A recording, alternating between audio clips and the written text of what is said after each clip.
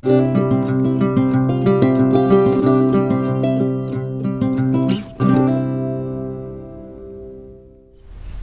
ดีค่ะวันนี้หวาพาแสบนะคะวันนี้มีก๋วยเตี๋ยวนะคะจะเป็นก๋วยเตี๋ยวเอาดอกไม้ออกก่อนเนาะ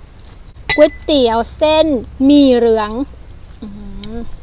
มีเหลืองปะทะมีขาวยืมกระมังวัดมา แล้วก็จะมีพริกจีนะคะวันนี้ใส่3พริกเลยแล้วก็จะกินกับพริกสดนะอันนี้แบบจีแล้วก็แบบสดจิ้มกับกะปินะคะผักเราก็ไม่มีอะไรมากกว่านี้มีแค่ไอ้ใบนี้นี่ใบอะไรวะใส่ลงไปเลยกินลูกชิ้นก่อนเลย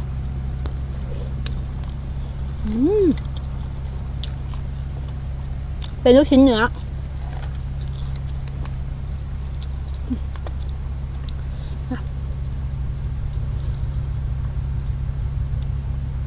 มาเด้อจ้าแซ่บๆด้วยกัน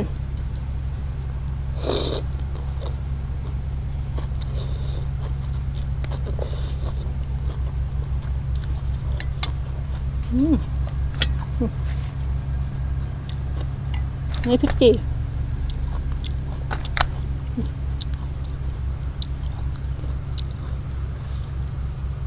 เอากะปิทาไปเลยค่ะ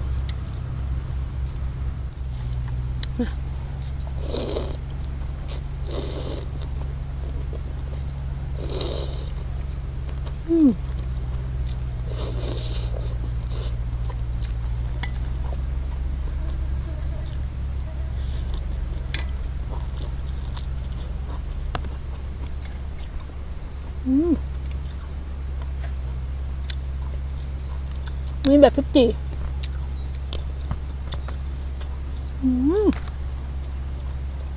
แบบเนื้อเปื่อย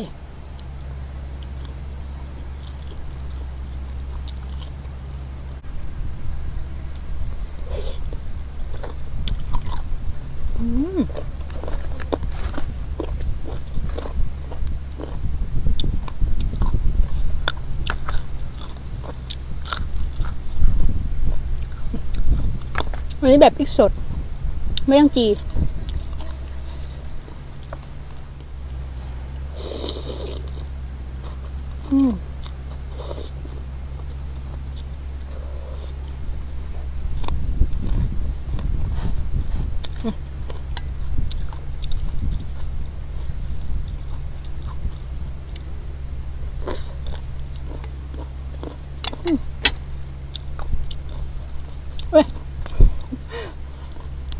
เนื้อเปื่อยอร่อยมากละลายในปาก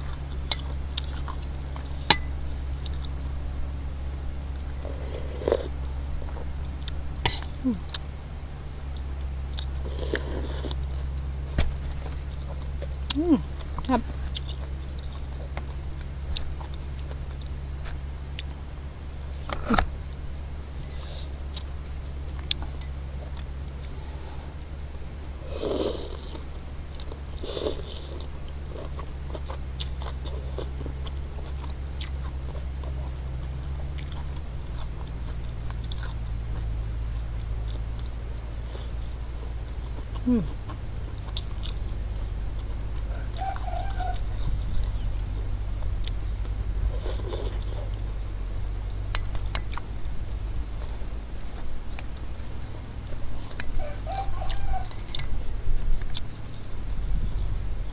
เมื่อวานไม่ได้ลงคลิป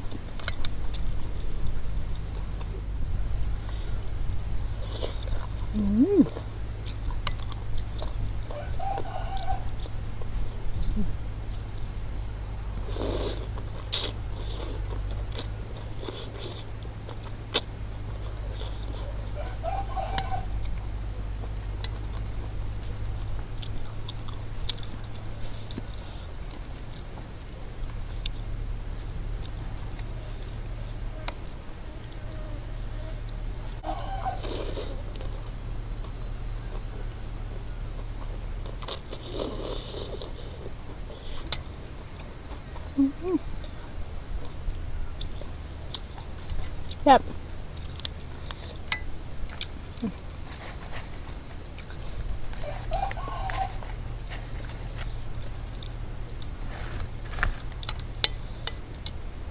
พริกจีแต่ชอบกินแบบว่าไม่จีพริกสดแซ่บ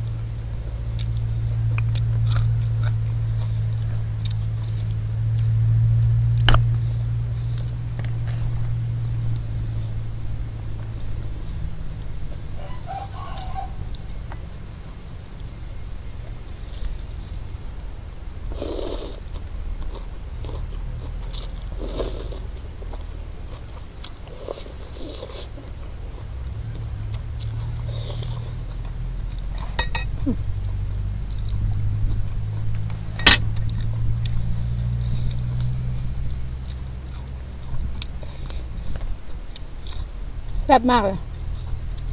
ปรุงแบบเผ็ดเปรี้ยวฝากเพจอีหวาพาแซ่บด้วยนะคะทางแฟนเพจ Facebook เนาะแล้วก็ทางYouTube นะคะอีหวาพาแซ่บฝากกดไลค์กด Subscribe แล้วก็อย่าลืมนะคะกดกระดิ่งด้วยนะคะจะได้ไม่พลาดว่าที่ลงคลิปใหม่ๆนี่ก๋วยเตี๋ยวชิ้นเปื่อยน้ำตกพิเศษ3พริกป่นพริกสดแล้วก็พริกจีแซ่บมากเลย